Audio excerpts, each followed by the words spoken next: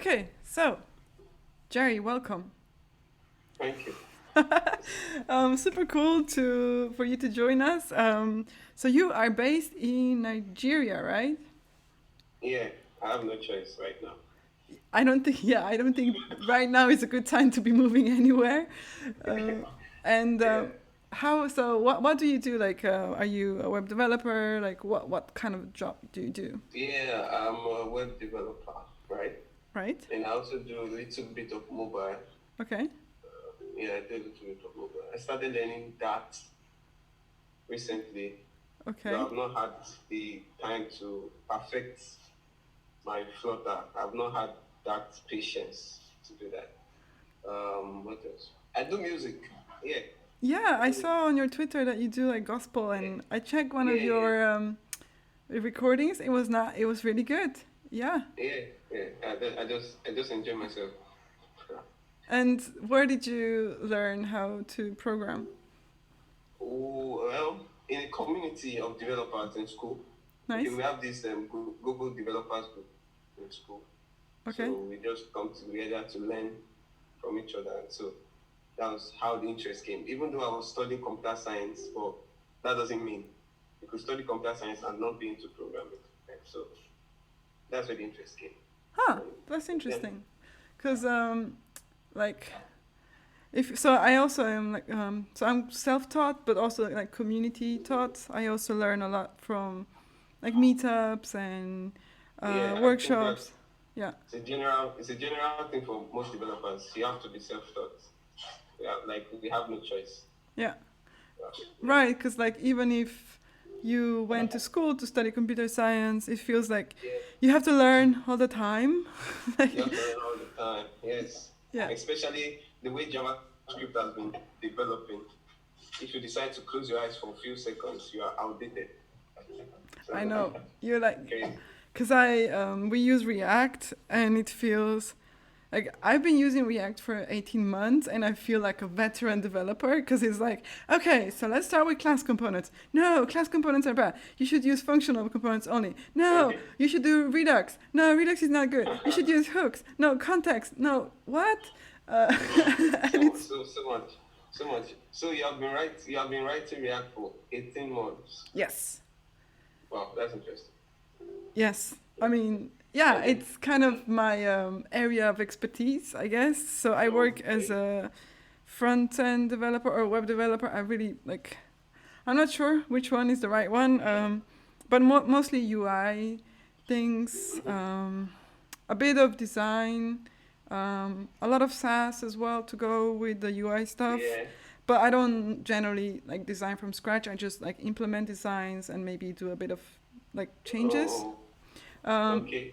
but because I work in a very small team, so we Yeah. are three developers. So I sometimes also do like backendy stuff, maybe a bit of Node and like trying Okay. to figure out like MongoDB that is just wah, Yeah. Yeah. which is but that's cool because I feel it's impossible to like it's really difficult to be like full stack because it's like we said right like just to follow JavaScript or just to follow Yeah. React it's a full-time job, but I think it's important that you kind of get to know the whole cycle and just a little bit of how API works, Yeah. how to do changes in the database. I think it's important. We don't do um, much testing, so I don't have a lot of experience with writing tests because we also like we iterate really really fast because it's a Okay.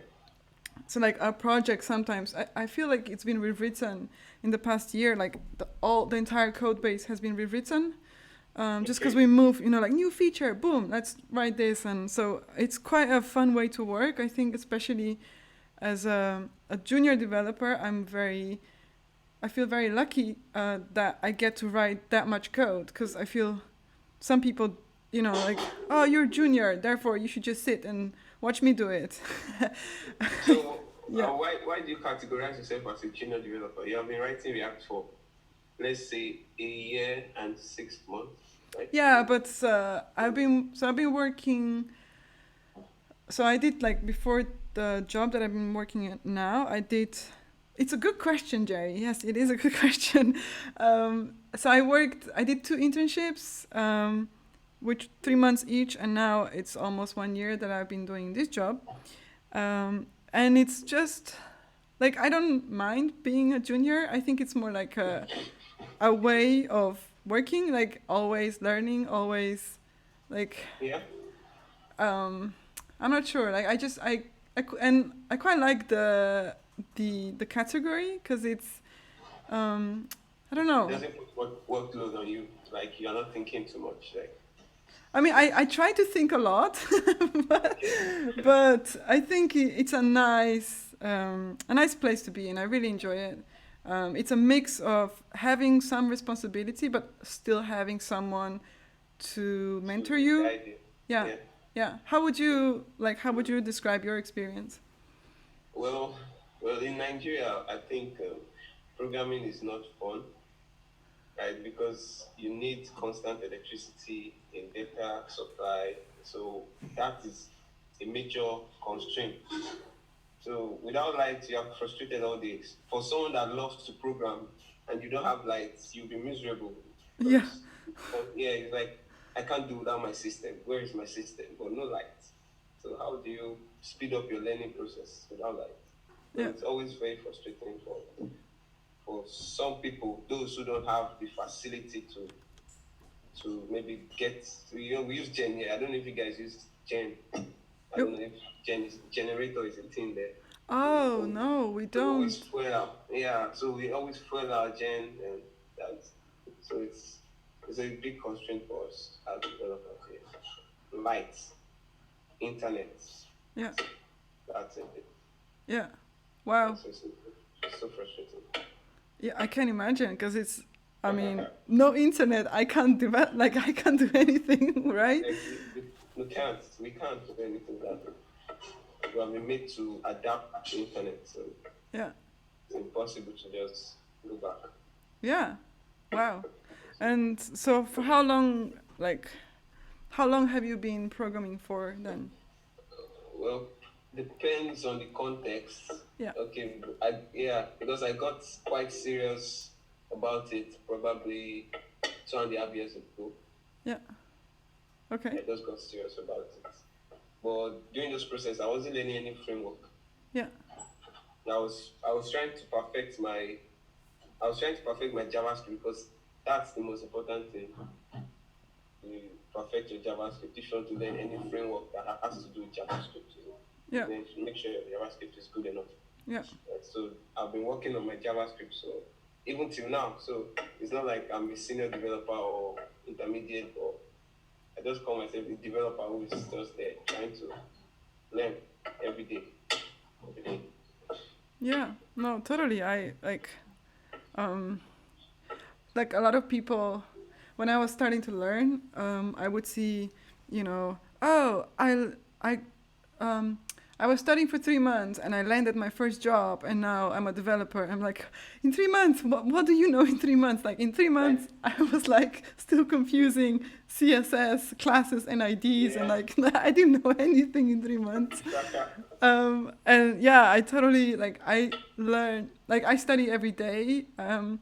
Even yeah, like let's say I work for 8 hours, I would say let's say 4 hours I'm writing code, then maybe 1 hour is like meetings or chatting or something, and then 3 hours I study, like read or like something, or maybe do reviews of other people's code, and then after work finishes, I go and study on my own, and I try to okay, learn things that might be useful. Like sometimes I'm like, I need to be better at React, or oh, I need to be better at design, or like I need to be better at everything. Fact. So I definitely. but yeah, like, but I think yeah, just doing some every day. Like now it's it's cool. I think it's cool that we have a job that you have to be kind of like always switched on a bit. That imagine how many people. I mean, maybe now it's a bit different, but like my parents' generation, they will get a job and then that is their job for the next 40 years, and and they don't learn that many new things. I mean, now it's obviously very different because there's computers and Yeah. smartphones, and it's crazy, and Zoom and stuff.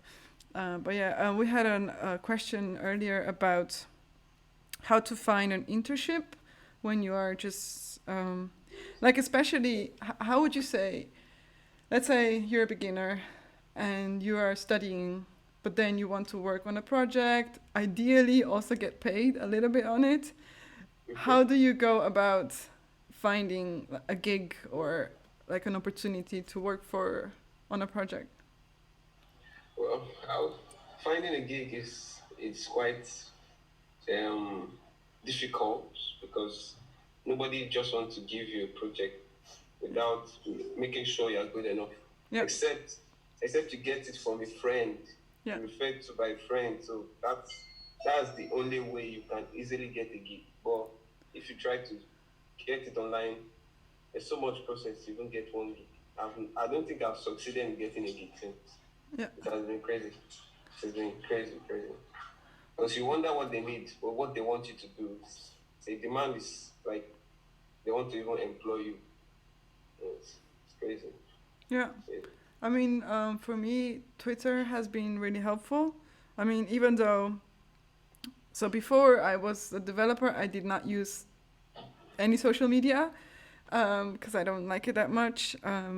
But I think Twitter is so important for like just staying, like because I use Twitter, I got to know you, which is quite cool. Yeah. Uh, and like I got to know many cool people, and I got to learn about the job that I work at now. It's just because someone said, "Hey, they're looking for a developer that does this," and I was like, "Oh, I could be that." So it was very, very, very lucky. Yeah. I was very, very lucky, and but yeah, you're right. Like it's so much, it's a lot of competition, and it feels like all the, like a lot of us have the same skills. Yeah. Like when you first start, we all know HTML, CSS, maybe Yeah. JavaScript, maybe React, like, Yeah. and we all have the same portfolio and the same Pomodoro timer and the same weather thing, and like it's very hard to be different and to like so that people notice you as well, right? I think it's quite difficult. It's quite difficult. Yeah. It's quite difficult. Really difficult. So what's your strongest you have been programming for let's say 1.5, let's say 1.5 years. Mm-hmm. So what is your strongest part of JavaScript? Because I know React uses classes or whatever. So what is your strongest part? Hmm. Phew. I'm not sure. I'm quite good with dumb stuff now. But just yeah, React. I think just writing components, trying to think. Like when I compare code that I wrote a year ago to now, like in the beginning when I first wrote React, it felt so quick. Like because you abstract it and you write components, and then Yeah. you import a component and it's one line of code, but behind it is like 50 Yeah. lines. And it's like, where is it? So Yeah. now I'm much better at thinking and abstracting and like seeing when I get a task, I can visualize like how to break it down Yeah. and how to maybe reuse it and which pieces that we already have I can reuse.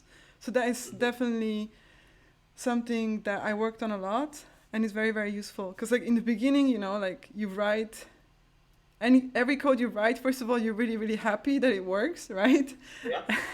And then it's like you don't see how ugly it is, or like, oh, I've been repeating the same stuff all the time. Oh, now it's like, oh, I use this already. Maybe I should write a function, or maybe I don't even need a function because there is a library that does that and we already use, and I can just use that.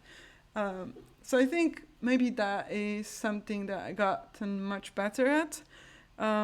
And another thing that I guess also comes with a bit of experience is that I'm faster at, like when I have to learn something new, or like they say, okay, we're gonna be using, let's say, a date picker. Don't write a date picker from scratch. Just use a tiny library, and then like going through the documentation and seeing, oh, this one is good for our project and it's light and this is how you use it. So I think maybe that's maybe where I'm best at. And how about you? Well, the strength of JavaScript is like before now there was nothing like object-oriented programming, right? It was so difficult for you to have a single object like to do the same thing instead of you copying the object Yeah. and changing the values inside. You just create one general object and reuse it or extend it or some another object, another value inherits it. So I think that was beauty of OOP because you could do so much more. Yeah. You could do so much more. Yeah. It's Definitely. it's really good. Really good. We have another question. That there's a lot of creepy people on Twitter. How do you find the right crowd? Like, I don't know. Have you ever had any weird experience on Twitter? No, I don't really. I stay away from Twitter most of the time. Okay. I just bump in when I see something that interests me. Okay. Yeah, that's good. Yeah, no, I sometimes get like weird private messages. Yeah. But it's just I don't know. Yeah, I think you never know. Sometimes like it's quite odd. Like I don't know you at all, right? You could be weird. I'm actually weird. Exactly. But I think you're a good weird, so that's okay. But like there's I think always a little bit of risk with things on internet because you don't know, right? Yeah. Like a lot of risk. yeah. But yeah, I think with experience you get to find someone says follow the people with blue ticks, so that's the verified, like on Twitter there's people that are verified accounts, so I guess yeah, thank you Reggie for that tip. Cool. So Jerry, what are you going to teach me today? Oh, what do you want to learn? I want to learn everything, but you mentioned something about object-oriented programming, which I don't know a lot about. Yeah. So I think. So like before, let me start like this. Okay. When you want to solve a problem, there needs to be a moment where you don't press your system, like because you need to see the answer already. You need to know where you're going to. So you don't just start coding then end up deleting lines of codes and all that. So for the past few days, I noticed something about objects also. I don't know if you have made use of object or create. Have you made use of that? Not recently, no. So Okay. a while ago, right? Not much, no. Yeah, because it does a lot. Because that was what we used before prototyping came in. Like you could edit your prototype, the prototype of the object, like all those methods that are tied to an object. Because in JavaScript everything is an object, strings, numbers, and all that. So they have their own properties inside.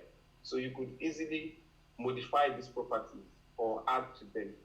So what object of create does is it creates a clone of a particular object, right? It creates a clone of a particular object, but it takes part of the properties in it. Okay. So should in case like let's say you have let me share my screen. Yeah. Let me type something. I feel like typing. Yeah, cool. People in the chat like you. They say that you have good attitude. Oh, thank you. I'm trying my best. I'm trying my best to be good. Okay, let me take this away. There's so many nonsense here. Sorry. Okay. I'll just create a file. Let's see. Tested. Tested the JS. Alright, so we have this. You can see my screen, yeah, right? Yeah. So I say let me increase this whole stuff. Plus plus plus plus. Nice. Yeah. Good, Perfect. good. So let's see. I say let value of val equals to um, an object.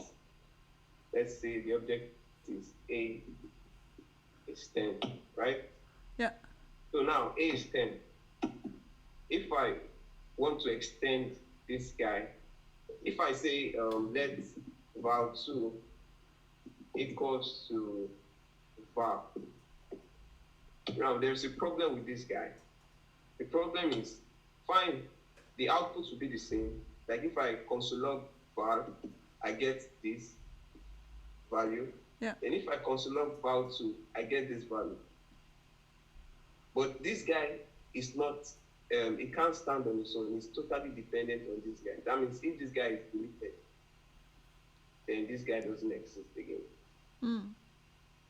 So this guy is just like copycat. He's copying what this guy is doing. So that's why if it's good to be original, right? That's what I picked from something like this. If you are trying to copy someone too much, when the person doesn't exist, you will not be able to be yourself because you have so much tried to copy the person, right? So what object.create does is, now if I do something like object.create, yeah, and I do this, val2 into val. So val2 becomes a new object on its own. So even though this guy doesn't exist, this guy is still an object. It's there. So peradventure I say I want to change the value of a. So val2.a equals to, let me say, 40.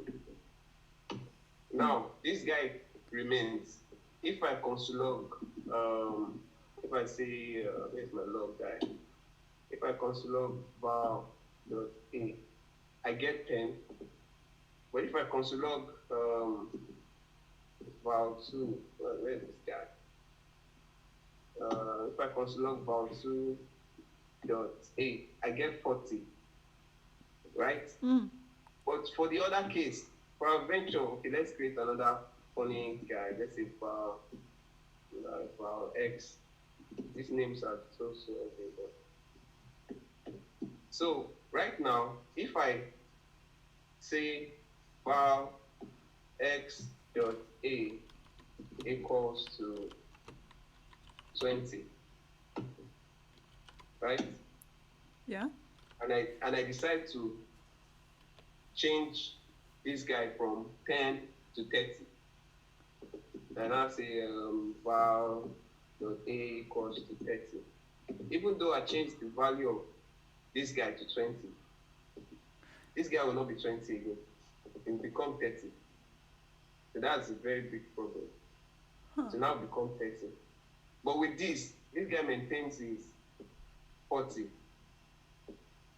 Right? Right. It maintains his 40 because it's a new object. It's not tied to var itself. Var just sounds and stays like a fallback. So in case now I delete, you have made this of delete, right? Yeah. So if I say delete a, what do you think will be the value of a if I console log it again? If I console log this guy, what do you think the value of a will be based on what we have? Okay, so you said it's a fallback value, so it's going to be 10. Yes. So that means it's going to go back to what 10. the previous a was. Yeah. The previous parent or whatever the clone was. So that's the beauty of this guy. And they decided to make use of this guy in functions, like all these good functions, like all these prototypes. You could use object.create to add value, or you could use the prototype to add it directly.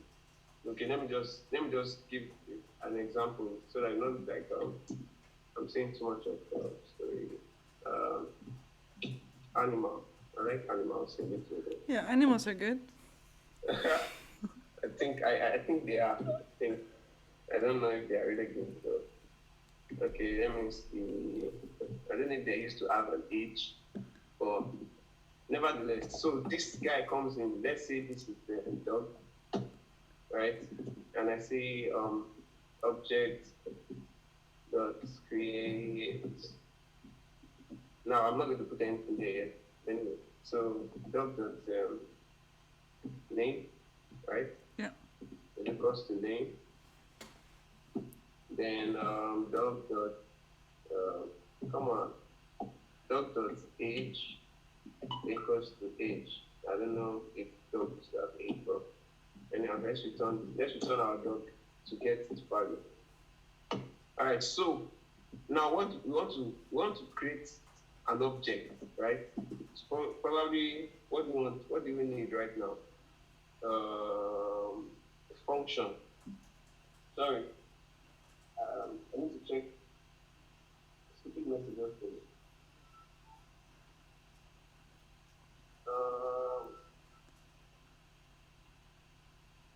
Oh, come on.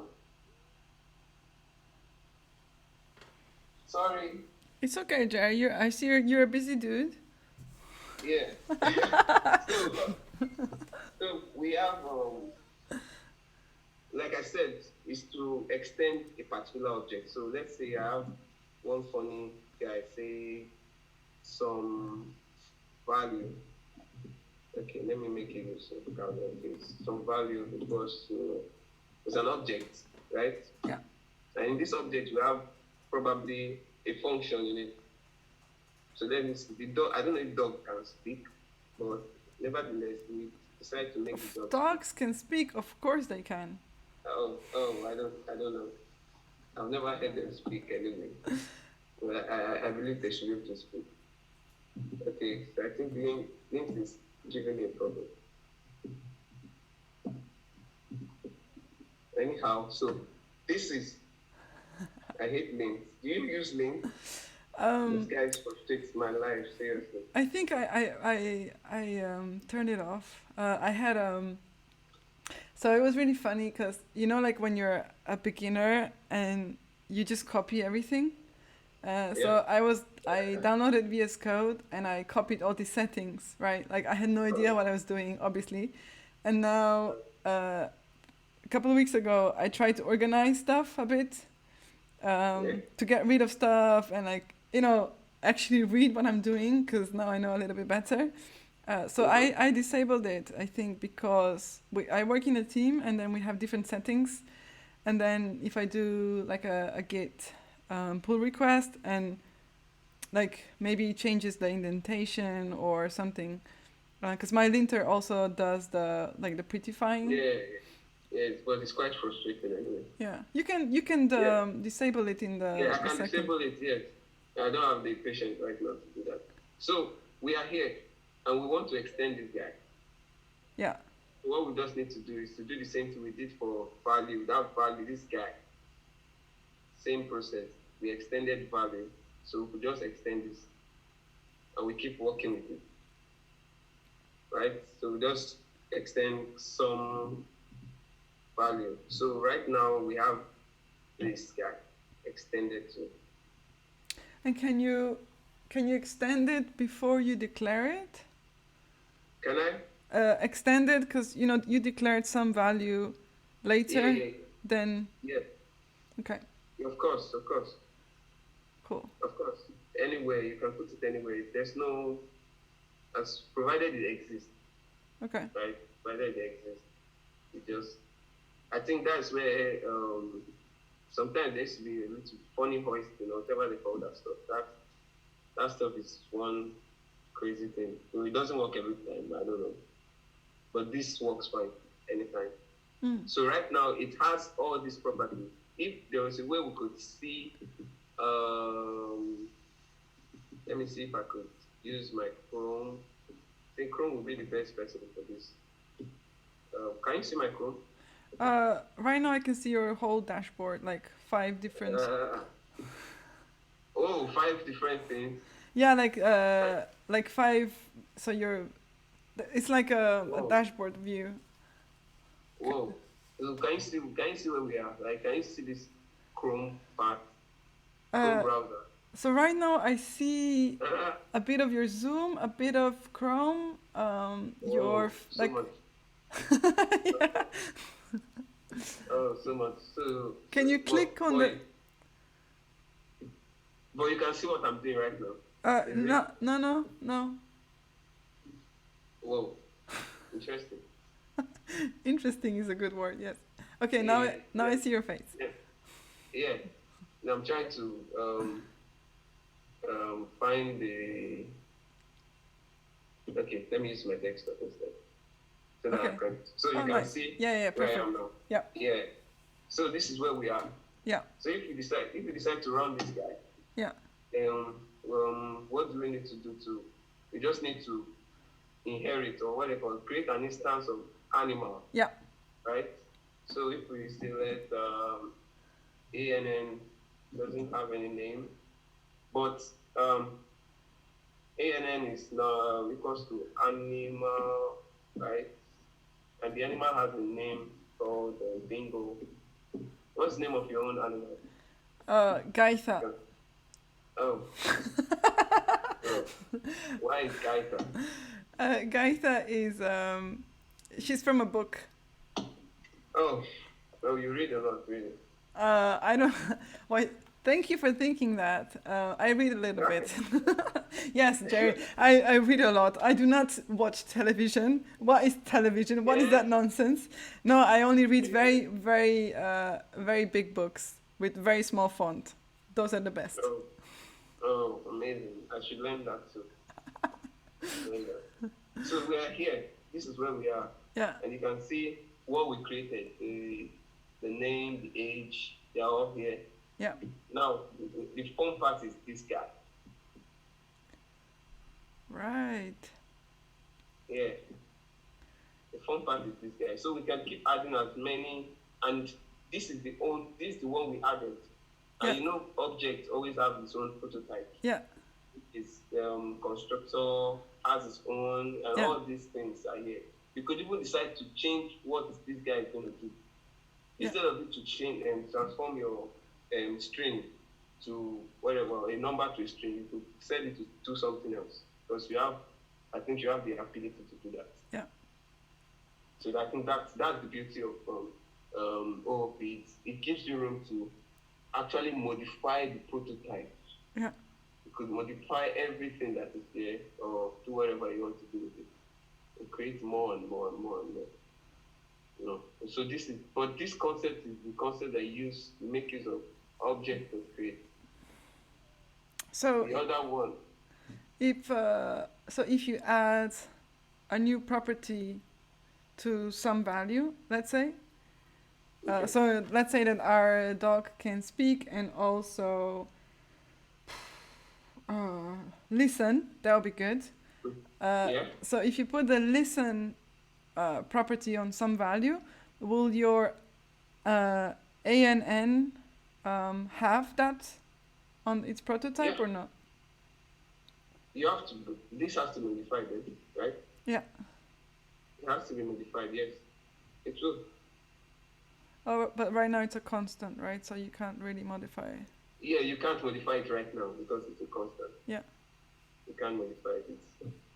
That means you should know what you are doing when you are writing your code. If you want a constant, you want a constant. And all that.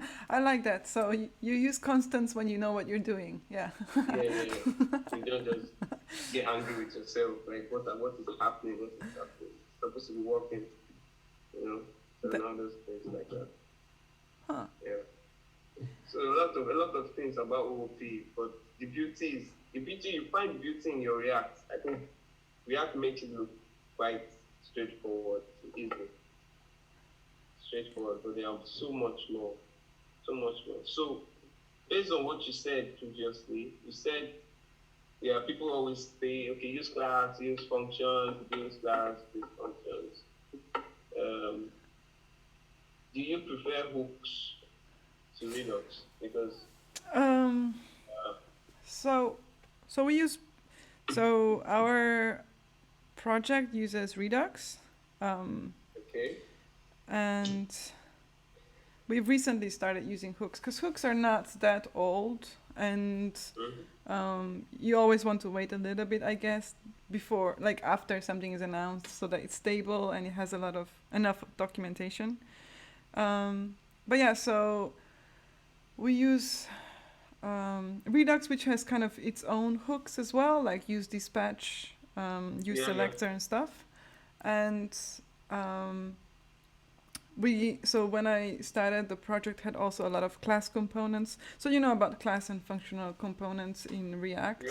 So the idea is that ideally you have like your components should be as dumb as possible, like functional components.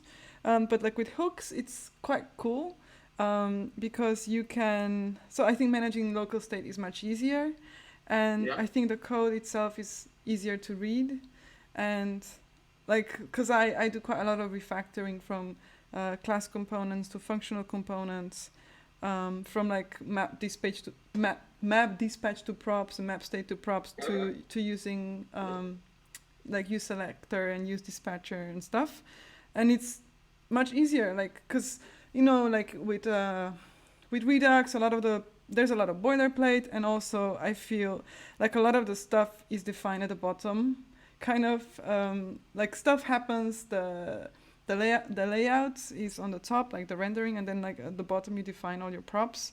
And like with hooks, I don't know, I feel like I write much less code and it's much more transparent because you can, you know, once you get used to the whole syntax of like use like set state and I don't know, it's quite, I quite like it, but there's the issue of dependencies. um, Hi Naren. Wait, sorry, I just saw a message also that is really cool because you were sharing your screen earlier. That you get with every time people share screen, you get to see people's terminals and editors, and it's really cool because you know people have such different setups Yeah. and different themes, so that's cool. Yeah, so going back to that, I really enjoy hooks, but I feel they're very easy and powerful to use, and sometimes that means that people don't learn them well enough. For example, like use effect, right? They say, okay, so use effect is like component did mount and component did update or whatever, but it's not, right? So use effect is just like whenever you have a side effect, then you use effect. And then you have to be really careful when you specify your dependencies. So saying, when do you want to re-render? Yeah. So like, oh, every time that the dog name or the dog age changes, I want to re-render the component, but other times don't do it. Yeah, so it's kind of, I think, like with every technology, there's a bit of learning and a bit of trying and making a lot of mistakes. Yeah. But I think the challenging part with hooks is that maybe you write code that doesn't have any errors, but then like you use the application and it's completely buggy. Like maybe it's re-rendering a lot and it's like, why?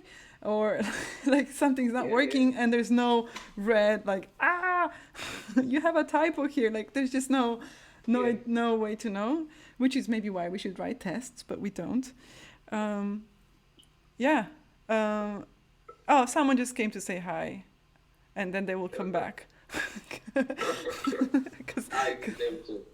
yeah. So yeah, it's.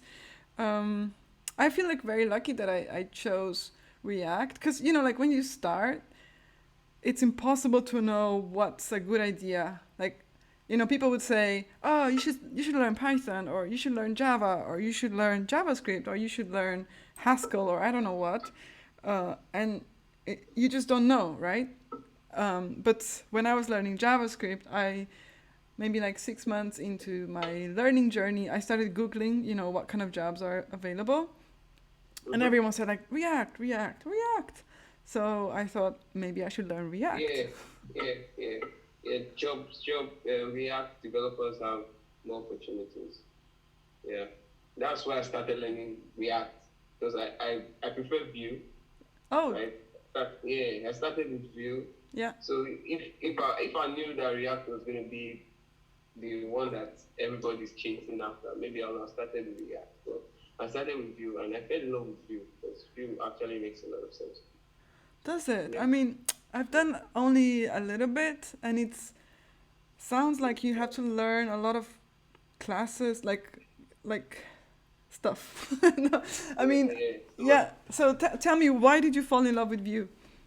well, that was the first framework I actually really learned on my own because I was trying to build the dashboard for manage like to manage users, right? So it was really, really, really crazy because I needed to read.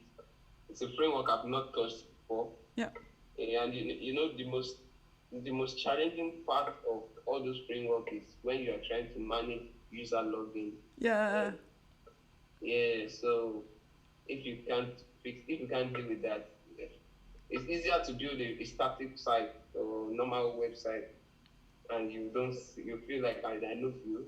yeah, But when you start managing states, then that's when you know if you know Vue or you know React. Because if you can't manage state properly, yeah. there's problem.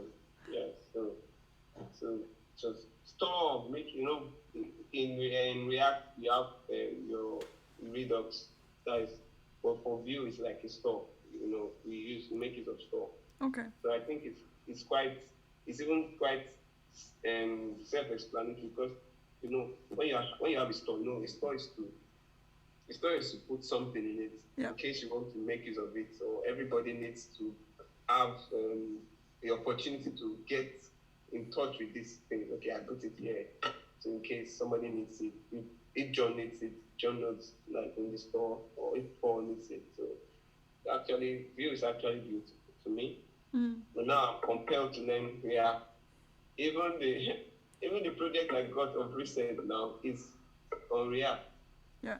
right? So I couldn't tell them that I don't write React. Of That's course not. stupid. No, I don't do that. I could easily pick it up, Yeah. even though I started React like 2 months ago. Yeah. On I decided to even write Durac site IQ test Okay. to know if I really understand what I've been studying. So I was able to at least pass also to get a score that is quite encouraging, right? Yeah. So yeah, so I started React, and I believe if I'm serious enough with React, I should be able to get something out of it. Yeah. Because it doesn't. So there's this. Like I think it's called state of JavaScript or state of. No, maybe it's state of development. I'm not sure, but there's every year, like in January, maybe there is a survey of most popular um, languages, most popular frameworks, and it seems like Vue, the community, because it's open source, right? Yeah, yeah, yeah. So the community really loves Vue, and there's a lot of like open source contributions and stuff. But of course, Facebook has React, so So that's where the strength is, the backing. That's where the power is. When you have Facebook backing you up. yeah. So it's yeah. So maybe it's like just better supported, and also because it's so much more used. Like stuff just goes faster. Like people write really cool testing tools or really cool libraries or something. So and it's really React is really good for interfaces, like for forms, like stuff that you need like quick that you need like a quick feedback from the server. React is really good for that. So Okay. not for static stuff, but like interfaces. Um, and yeah, I think it's the documentation is pretty good, and there's a lot of tutorials and a lot of like just. Yeah. I mean, maybe even too much, right? Because I think then there's also the issue of you don't know what's good and what's, you know, because like when you're learning something and if you don't have any context, it's very Yeah. difficult to decide because you need some good theory, but also you need some project experience. So sometimes I find it quite difficult to find good resources. But I think React has the problem of having too many because it's such a popular tool and everyone is just, you know, Yeah. wants Yeah. to learn. But I think you're right. Like, so like the stuff that you talked about today, I think a lot of people that write React every day don't know or don't know that JavaScript can do that, or maybe just don't have like the vanilla JavaScript basics covered, which is again then, then you have the issue of people saying, like, sometimes you see people, like people are exposed because they have holes in their knowledge because they just maybe, sometimes even copy paste or just do the same thing over and over, Yeah, which is, yeah. So much copy and paste. But there's no, I have no problem copy and pasting. I have no problem with it. But when you're copying and pasting, you should try as much as possible to understand what you just stole from the internet. Because you can't just copy and paste something and you don't understand what you just did. It will be hard for you to debug it and all that. So everybody does copy and paste once in a while.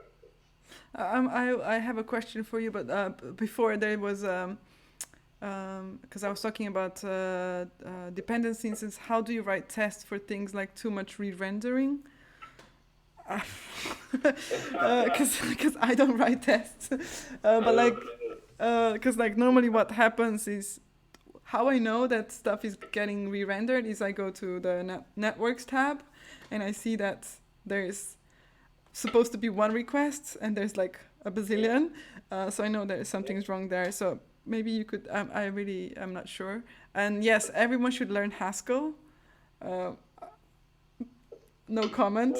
Haskell is a language that some people are. I think it's. Neil, can you explain? Can you give me a one-liner of what Haskell is, please? I'm asking someone from the chat. But yeah, what are your debugging tips? How do you, besides console logging, which is what I do a lot, Yeah. how do you debug your JavaScript? Well, how do I debug my JavaScript? Basically, I only use console log. I don't know if there's any if there's any way to debug my JavaScript. I don't know. So there is you can set breakpoints. So especially both in the front end stuff, but also in Node.js stuff, you can there's a debugger, and that makes it very easy to go through like every line of your JavaScript, and then you can decide to like go function by function, or you can go inside a function and you can see also the context of each function, so which variables they have access to, what the values of each variable is. So you can do that. You have also in VS Code, because you use VS Code, right? Yeah. I use VS Code. There's a debugger there, so I think that's definitely what I would recommend. The debugger. Otherwise, yeah, console logging a lot. Reading error messages, obviously, is very. I think that's also a skill that you kind of get, because I remember, like in the beginning, there would be an error, and I would just like copy the whole thing and put it to Google, and like no results. And I'm like, but surely I can't be the only person that this has happened to. But obviously, I was copying maybe like the path to my project, or like something specific to my project, so there would just be no results. But now, just the other day I was do you know Django? Okay. Django, like the Python framework. Python, yeah. Yeah, so I was helping out at a Django like workshop, and I don't do Django in my day-to-day, so I was doing like a quick course and like just doing a project, and there was an error message that happened there. And my younger self, I would see the error message and like start googling and like what's happening, but like now I was able just to read the error message, and you can see that it says, go to this file, find line 19, the error is just there, fix it. So I think, error messages are also a skill that you get with a bit of experience. There's one amazing error that every developer should be afraid of. When you get error on line 1 in your HTML, how do you debug that? Have you ever had that before? Error line 1 of an HTML. Yeah. Uh, mm, You have not encountered that I don't think before? so. No. So what's the error? You don't know the error. You just have to look for it. It's not there. It's definitely not in line one. No, so it's always a very, very sad thing to find. When you find error in line one, you're hitting it, just know you're in trouble. Because you need to go over your code, then maybe something is Ah. just off. Because HTML don't throw errors. So So it's like yeah, saying there's an error. yeah, but it doesn't. The console doesn't know where it is actually. So it Oh. just tells you HTML line one, and yeah, like okay, Oh. like this. So Yeah, no. crazy. I think it's so because I work in a quite a large application and like normally I work in a specific part of the application so I know like if I messed it up I know where it is, right? Because it's Yeah. not going to be on index page, it's going to be in this on this page inside this component in the line that I just wrote of 200 lines I just added this one so it must be this. So that's how I know where I messed up. But I remember because I worked before I worked at this job. I did an internship at Mozilla, Okay. and I worked on a really, really, really huge project, and I was not very experienced, and like contributing there was just impossible. Like it was so because there were so many things and so many files and so many everythings and everything you did touched so many things. You know, like you would say, okay, we want to change the button border to something like this. Like instead of border radius 2 pixels, it should have 3 pixels, and instead of this blue, it should have that blue. But then if you do that, it will affect a bazillion buttons. Right? So you have to be really, really Yeah. careful and test and like it's a completely different environment where like it's such a large scale application that you write few lines of code, but they're duplicated so many times that suddenly it's like 10,000 lines of code, right? Because it's so many occurrences of this button. So I find working in a startup is yes, it can be very stressful for Yeah. a quite junior person, but also it's very cool because Yeah. you just write a lot, which means that you make a lot of mistakes, which hopefully Yeah. means that you learn. You Yeah. learn from I your think mistakes. Yeah, it's always preferable to start with startups. It, it gives you more room to develop. yeah. Yeah. Yeah. So Startups. what would be your ideal job? Whoa. Ideal job in what way? I don't know, like so let's say that tomorrow you got a job offer, like what would be for your circumstances, like for your skill, what would be a dream job? My dream job. Is it the company or because well, Do I you do have back end too, okay. right? I really do back end. I think I focus more on back end for like 1 year. So I do a lot of back end. So, but these days I've been chasing front end because they get more gig than the back end because nobody wants to give me back end job just like that. Yeah. Yeah, so I've been working seriously on my front end, like very seriously on my front end. So an ideal job would just be uh, a job that won't make me go out. I don't want to go anywhere for now. You know, a good job that make you're comfortable at home doing your stuff. You know, yeah, I think that would be a perfect job for me. I don't want to go anywhere right now. Back end like what with Node, with Python, doing Definitely, JavaScript is the heartbeat to me. JavaScript has developed so much. It's everywhere. Mobile, desktop, just even in AI. So everything, JavaScript has touched everywhere already. So I major with JavaScript. My yeah. Node, yeah, I'm a MongoDB, SQL. It's just there. Cool.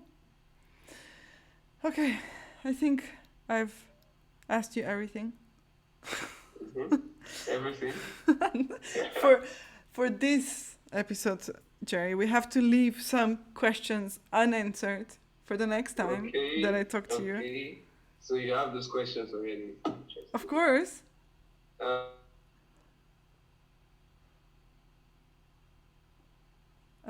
I think Jerry's connection is maybe not. We were doing so well, I think, no? I think this was the third stream, and the internet held up the longest this time round, which could also be due to the fact that I switched from Whereby to Zoom. So you can tell me whether the audio and video quality, how does it compare to the previous streams? Because now we're on Zoom. Why, you ask? Well, mostly because I've automated how people sign up for the streams. So I have a public Calendly link, and you can click on it and say what you would like to talk about. Oh, okay. Audio was much quieter. Okay, thank you. Good to know. But did you still hear me okay? And how was the video, the quality of the video? Yeah, I will have to maybe... I think, so was the audio quieter on my side or Jerry's side? Because I think Jerry's was a little bit quieter on his side. Yeah, that's... video quality was good. Okay, cool. So yeah, unfortunately, we lost Jerry. I'm sure he's okay. It's just he was talking earlier about the generators and electricity being a bit dodgy. But more on Jerry. Okay, so we have another stream on Monday, same time, same place, so 7 p.m. And I will also be writing up the notes for this session. I will push them onto GitHub. If you would like to contribute to the notes, I would be super happy. And even if you don't know how to write, how to do pull requests, how to handle Git and GitHub, I would be happy to guide you through that process and get you into the open source. There's Gaitha, the dogga in the background. You can see her. She's sleeping. But yeah, thank you all for being here, and I will see you on Monday.